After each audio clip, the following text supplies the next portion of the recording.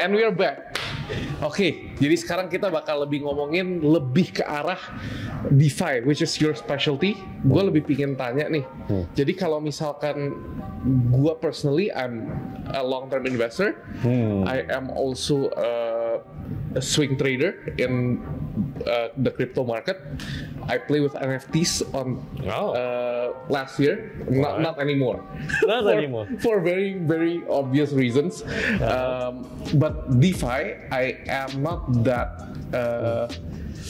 apa ya, bisa dibilang belum terlalu menelusuri banget karena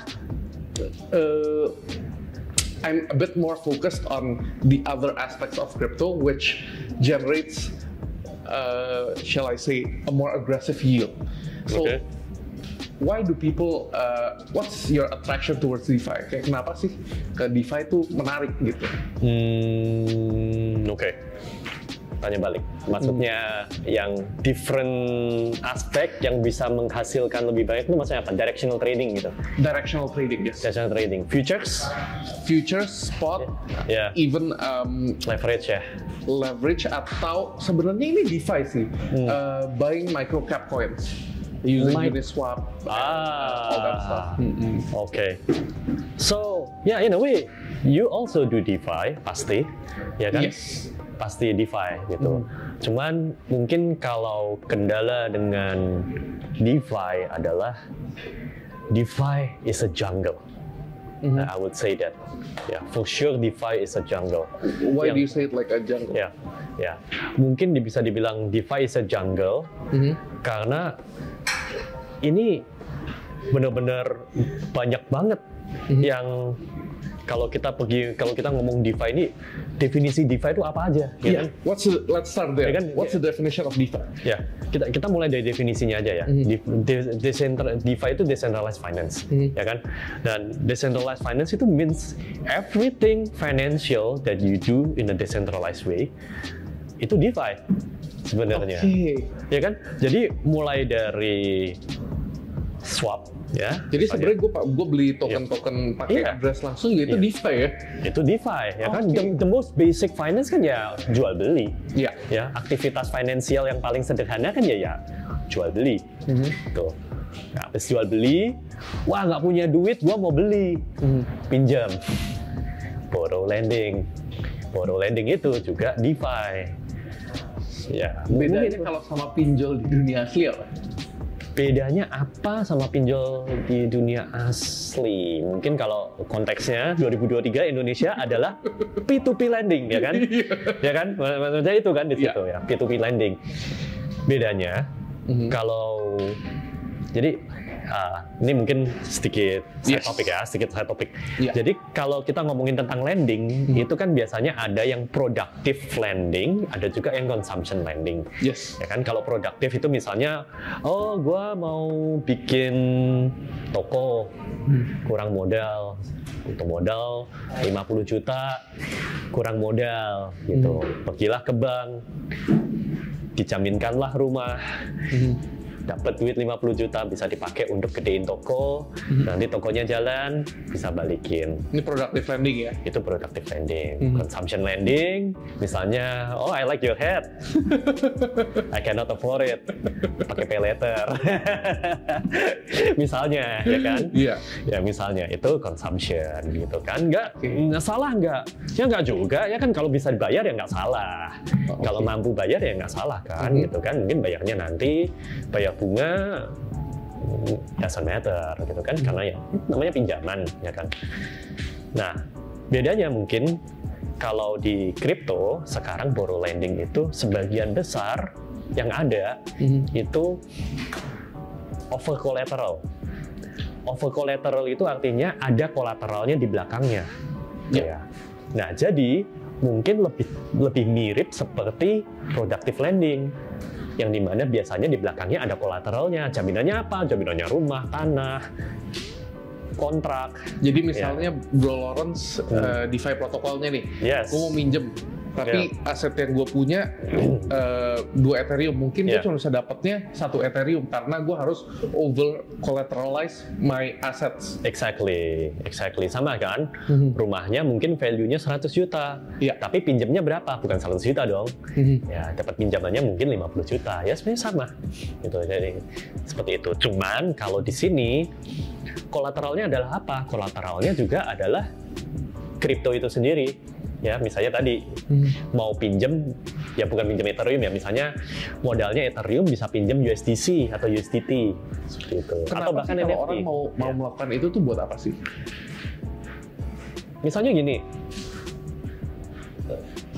I'm a big believer on Ethereum. Misalnya. I think we all do, right? I hope. Ya, kita percaya dengan Ethereum ini best protocol ever, ya kan? Atau mungkin kita percaya kalau ya ini intinya saya nggak mau jual ini sekarang, ya kan? Tapi lagi BU, lagi butuh duit, ya kan?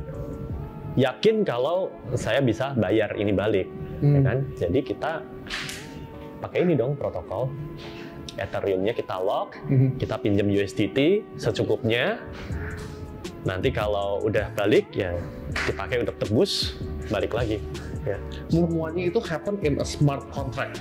Smart contract way. Nggak ada orang perantara yang bayar gitu, nggak ada. Nggak ada. Semuanya udah jelas dari awal maunya bayar seperti apa, kenanya berapa, itu semua udah bisa dibilang. Jadi sebenarnya pinjol di masa depan mungkin bisa hilang ya kalau misalkan kripto lebih terkenal dengan borrowing and lending protocol. Hilang, I don't know. Mungkin yang ada mungkin orang kalau bilang pinjol itu ya pakai blockchain. Lebih aman dan juga save human capital. Save human capital yang ujung-ujungnya lebih efisien dong. Yes. Kalau lebih efisien berarti nanti cost-nya juga lebih murah. Jadi kalau misalkan gue break to normal traditional finance, itu ibaratnya gue punya saham BCA nih. Gue punya 100 saham BCA, gue pengen beli motor tapi gue nggak mau jual sahamnya. Jadi gue pinjem uang pakai aset saham BCA tersebut untuk menarik cash. Ya. Mungkin mirip Pegadaian. Ya kan? Tapi pakai saham kitanya. Pakai saham, pakai kripto, dan bahkan pakai NFT. Sekarang juga udah ada juga. Ya, NFT itu bisa dijadikan kolateral. NFT tertentu ya mungkin nggak semua NFT ya. Kalau misalkan kolateral pakai NFT, harga NFT-nya turun, what happens then? Liquidate, sama seperti kripto. Liquidate itu diambil sama protokolnya? Iya, dijual, ya kan? Atau misalnya kayak gini kan, punya sepeda kesayangan atau bukan dengan sepeda lah, mungkin perhiasan, kan? Ada perhiasan, gelang, cincin dari emas, bawa ke Pegadaian, saya mau gadaikan ini supaya saya bisa punya cash. Digadaikanlah, dapatlah uang 1 juta rupiah, katakanlah, ya kan? Orangnya datang balik, saya nggak ada duit, saya nggak bakalan bisa ini, ya intinya gimana bisa mendapatkan keringanan, ya kan? Ya udah. Yang ada adalah diliquidate kan, dijual harga pasar. Kalau ada lebih di dalam kontrak ya mungkin akan dapat kembalian, tapi jika enggak ya udah selesai. Ini adalah resikonya si Pegadaian karena dia memberikan pinjaman dengan kolateral itu gitu. Oke, kita masuk ke controversial topic sedikit. One of the reasons kenapa gue left the NFT industry and market is because of that borrowing and lending protocol, di mana banyak orang tuh participate in, shall I say, more degenerate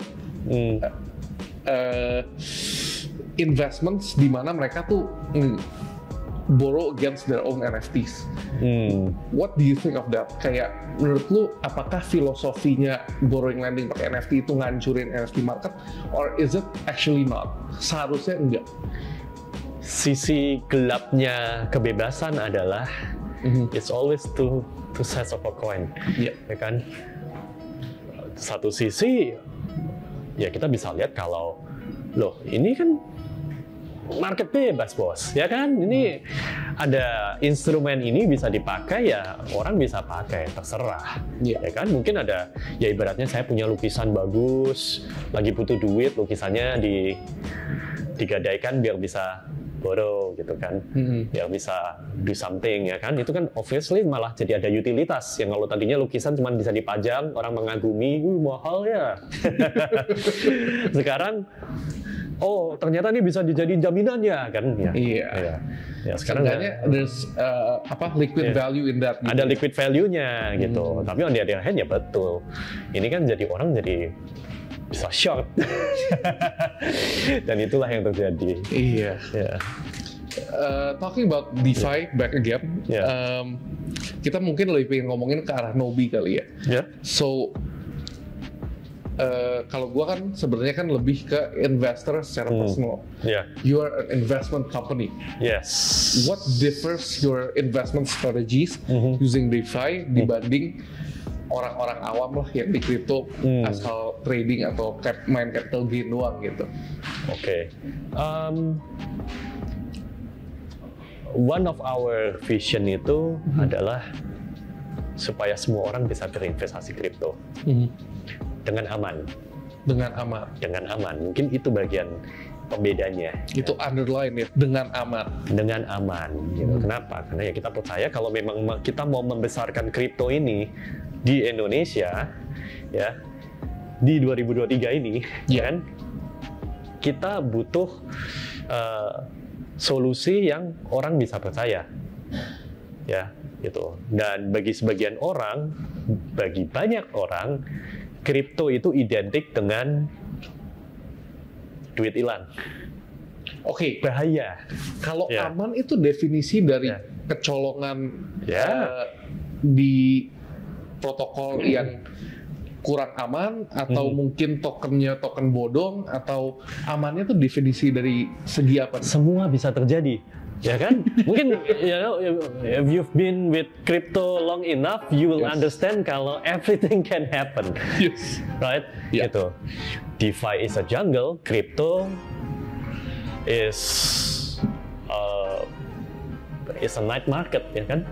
Semua bisa terjadi, ya kan? Ada orang yang ya kita tahu ada, mungkin kita lihat berapa tahun lalu kan, waktu zamannya koin tiba-tiba bisa muncul koin yang di fork, ya kan? Ethereum klasik, Ethereum Gold, ya kan? Bitcoin Gold, Bitcoin ABC, masih ada nggak itu? Bitcoin klasik, BCH tuh Bitcoin Cash, klasik, yang mana ya kan? Dan bagi investor yang baru masuk ke kripto, scary man, mau beli Bitcoin aja bingung nih, Bitcoinnya ada banyak bener, ya kan? Kayak banyak KW-nya ya? KW-nya kan gitu. Terus nama-namanya juga susah, mirip-mirip atau nggak jelas, ya kan? Nah, jadi emang anything can happen. Gitu. Jadi pertanyaannya ya, gimana ini kita bisa grow this in a responsible way yang bisa bikin kenyamanan juga buat orang-orang yang emang tertarik, ya teknologinya ini kan bagus, kripto teknologinya bagus dong, mimpinya juga bagus, gitu. Tapi kan kekacauan ini terus terjadi, ya. Jadi mungkin itu visinya kita. Nah, gimana caranya ya? Kita berarti pertama kita coba jagain. Oke, kita bantu orang untuk investasi di kripto yang kita bisa bilang top market cap, yang aman, yang kita bisa bilang kalau paling tidak sepengetahuan kita ini mungkin sudah diakui dunia, ya kan? Jadi kalau misalnya yang baru-baru ya kita jangan di kita gitu. Nah, lalu dengan cara mengembangkannya, ya kalau mungkin sebenarnya kan kalau orang masuk ke dunia kripto itu orang sering dengar kan, lu main kripto nggak? Iya. Kan? Main kan, ya kan? Jarang banget orang ngomongin, lu investasi kripto nggak? Ya kan, jarang kan sebenarnya kan? Lebih banyak orang pakai kata main ya? Main 90% lah, ya kan? Kalau nggak main, trading. Ya, trading mungkin lebih sering ya. Gitu. Tapi investasi itu kan mungkin masih underdog tuh. Gitu. Nah, jadi yang sebenarnya yang kita berusaha adalah serving market orang-orang yang mau melakukan trading dan investasi ini, dan especially ya investasi ini yang sekarang masih underdog banget gitu. Mungkin nggak semua orang punya waktu, nggak semua orang punya knowledge belum tentu punya waktu, betul. Punya duit belum tentu punya knowledge, punya waktu juga. Gitu. Iya. Nah, jadi kita berusaha serving semua market itu. Gitu. Gimana kita bisa bantu lah dengan produk-produk, dengan layanan-layanan yang kita rasa make sense dan bisa bantu mereka untuk masuk ke kripto. Tuh. Nah, kalau misalkan orang yang jadi kliennya Nobi untuk asset management, ini buat yang belum tahu, Nobi kan kalau misalkan kalian pernah pakai exchange-nya, di belakangnya tuh sebenarnya tuh ada, it's like the tip of the iceberg, bawahnya tuh sebenarnya tuh asset management ya. Iya. Gimana sih kalau mau ikut Nobi, misalkan gue pengen ikut Nobi? Ya, asset management itu bisa dibilang bottom layer-nya ya, kita yang menopang perusahaan, ya. Tapi dari situ kan sebenarnya ada banyak sekali layanan-layanan, ya. Mungkin yang kalau di aplikasi yang langsung kelihatan adalah Nobi Earn, ya. Di mana Nobi Earn itu kita bisa memberikan yield, ya.